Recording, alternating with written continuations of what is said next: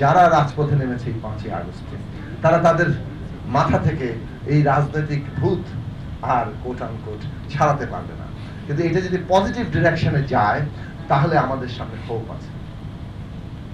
যে প্রত্যাশা আপনারা সবাই নিজেই দাঁড় করিয়েছেন, রাজনৈতিক সংগ্রাম থেকে কিন্তু রাজনৈতিক বন্দোবস্ত, সংস্কার, মেরামত, রূপান্তর সবগুলো আশা এসছে। ছাত্র এমন নতুন কোনো দাবি তোলেনি, কিন্তু তারা তাদের স্বপ্নের সীমাটাকে আরেকটু প্রসারিত করেছে, আরেকটু বড় কিছু তারা চায় এত আত্মত্যাগের উপরে।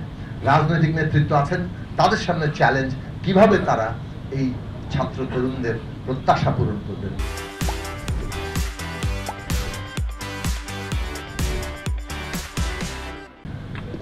এইটা যখন কোটা সংস্কার আন্দোলনের উপরে রাজাকারের নাতিপুতির গালি আসলো, প্রথম ওই জায়গাটা আবারও নতুন করে ইতিহাসে প্রতিষ্ঠিত হলো যে আমাদের জীবনের চাইতে সম্মান অনেক বড়, ইজ্জত অনেক বড়।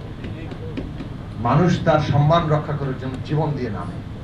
এবং ওই দিন রাতে যেভাবে শিক্ষার্থীরা নেমে পড়েছিল, তারা ভেবেছে যে এইটাকে বোধহয় থামিয়ে দেওয়া যাবে পরের দিন ছাত্রলীগ নামিয়ে দিলেই, যেভাবে তারা আগে নামিয়েছে। কিন্তু ছাত্রলীগ নামানোর ব্যাপারটা পুরোটাই বুমেরাং হয়েছে, হাসপাতাল পর্যন্ত আক্রমণ করেছে। তারা ভেবেছিল এরপরে বোধহয় পুলিশ দিয়ে দুটো গুলি করলেই এটা থেমে যাবে। পরের দিন আবু সাইদ বুকে গুলি নিয়ে সমস্ত ভয়ের রাজত্বটা ভেঙে দিয়েছে এবং সত্যি সত্যি ছাত্রদের রক্তে আগুন লাগিয়ে দিয়েছে।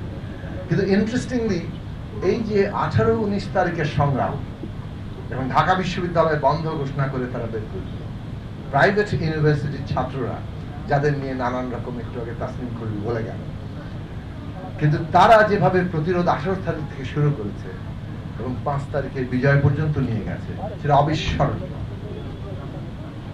এবং বাংলাদেশে একটা নতুন সম্ভাবনার জায়গা তৈরি করেছে যে আসলে আমরা যেভাবেই ভাবি না কেন, আমাদের শিক্ষার্থীদের মধ্যে একটা মজুদ শক্তি আছে যেটা জাতির প্রয়োজনে সবসময় জেগে উঠে। এবং এই মজুদ শক্তিটা আমরা কিভাবে কাজে লাগাতে পারি। এবং এইখানে আজকে আমরা যখন শেখ হাসিনার ফ্যাসিস্টকে পালিয়ে যেতে বাধ্য করেছি, কিন্তু অভ্যুত্থান কিন্তু শেষ হয়নি, অভ্যুত্থানের দ্বিতীয় পর্ব চলছে। ফ্যাসিস্ট ব্যবস্থার বিলোপ করে একটা গণতান্ত্রিক রাজনৈতিক ব্যবস্থা, রাষ্ট্র কিভাবে আমরা প্রতিষ্ঠা করতে পারি। এবং ওইখানেই 5ই আগস্ট পর্যন্ত ছাত্রদের যে মজুদ শক্তি জাতির প্রয়োজনে বিরাট ভূমিকা রেখেছে, অগ্রণী ভূমিকার জায়গায় এসেছিল। তারা যে আবেগীয় সূত্র গেঁথেছে, সেইখানে শ্রমজীবী শ্রমিক তরুণরা সামনে চলে এসেছিল, সংখ্যায় সবাইকে ছাপিয়ে গিয়ে তারা শহীদ হয়েছে।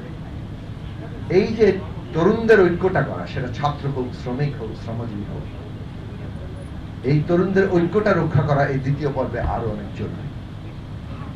কেননা বিদ্যমান ব্যবস্থা বদলে আরেকটা সত্যিকার গণতান্ত্রিক রাজনৈতিক বন্দোবস্ত প্রতিষ্ঠার প্রশ্নটি মোটেই সহজ কাজ নয়। এর জন্য গণতান্ত্রিক রাজনৈতিক শক্তির উদ্বোধন দরকার। ছাত্ররা যদি মনে করে যে আমরা বাড়ি ফিরে গেলেই সব হয়ে যাবে, সব হয়ে যাবে না। রাষ্ট্র নির্মাণ, সমাজ নির্মাণ, গণতান্ত্রিক চর্চা, এটা সার্বক্ষণিকভাবে একটা নির্মাণের প্রশ্ন। এটা ব্রিক বাই ব্রিক নির্মাণ করার প্রশ্ন। সুতরাং আমাদের ভবিষ্যৎ চালিকা শক্তি হিসেবে আমরা নতুন রাজনৈতিক শক্তির উদ্বোধন দেখতে চাই। এবং শিক্ষার্থীরা যারা একেবারে স্কুল ছাত্ররা, শিক্ষার্থীরা, তারা রাস্তায় নেমেছিল। এটা 1952 সালের আন্দোলন সম্পর্কে একজন পণ্ডিত বলেছিলেন যে তিনি ওই আন্দোলন দেখেছেন, নিজেও ওই স্কুল কিংবা কলেজের শিক্ষার্থী ছিলেন।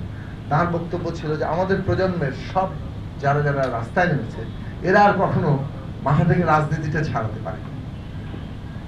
তাদের বাকি জীবন তারা কোনো না কোনো ভাবে রাজনীতি করেছে। আমি বিশ্বাস করি ব্যক্তিগতভাবে কিংবা আমাদের দলের কর্মীদের সাথে